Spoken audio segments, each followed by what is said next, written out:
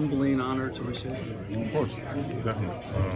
Every week when you go out there and do your job, you fight every play to make sure you get your job done, and you fight alongside your brothers who are doing the same thing. So the accolades to me always seem like they're kind of a blanket statement about everybody who's on the field. And this week was a team win. Everybody went out there and made a lot of plays. So I think I kind of bestow that among the other guys who also played well. Besides the hamstring having 2 weeks off and being better, what was contributing to the game you had? I'd like to think that's how I play. I'd like to think this was not something, as you say, 3 years in a row that's abnormal. But it's just funny to laugh. Kind of the way things have gone the first few weeks, it always happens every year. But it's just business as usual. We go out there, we fight, we play, and sometimes the chips fall where they do, and things like this happen. Was this the relentless havoc that maybe people thought that you guys inflict on opposing quarterbacks that worked in the preseason but hadn't maybe up until this point? I think the way this past game went, it was just a complimentary football game as far as offense, defense, special teams playing together.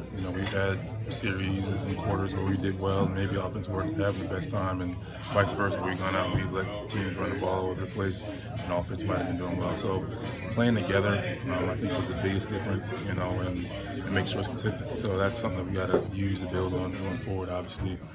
We've already started doing that. Was this something that you saw on film that enabled you to, get this guy off balance and kind of take advantage of his weaknesses?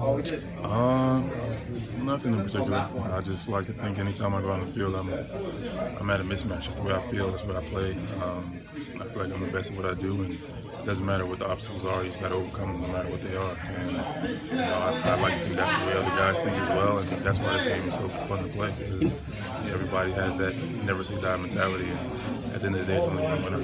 Dan Campbell was taking it personally. He's like, for all you doubters that was saying Cam Wake was too slow or too old, were you hearing that stuff too? I don't listen to it. I don't listen to the praise. I don't listen to the criticism. The only criticism I listen to or praise is in this building. So I just laugh at the way things change from week to week. You're great, you're terrible. You're great, you're terrible. To me, I'm just another day, business as usual. Go out and let everybody talk about it.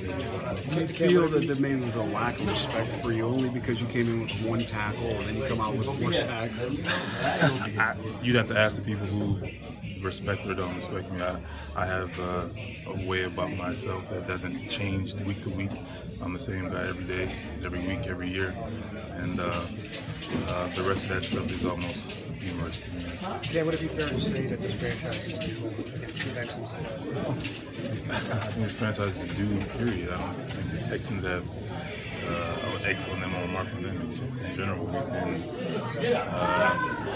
underperforming for obviously since I've been here. We were, what is it, bridesmaid, not the bride, always one step away from being where it's supposed to be, and I think that's long overdue. This franchise is a storied franchise of success.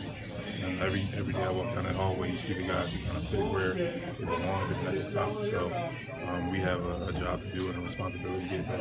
The Texans say this team was too physical, too physical. Do you like that logo, that motto, though?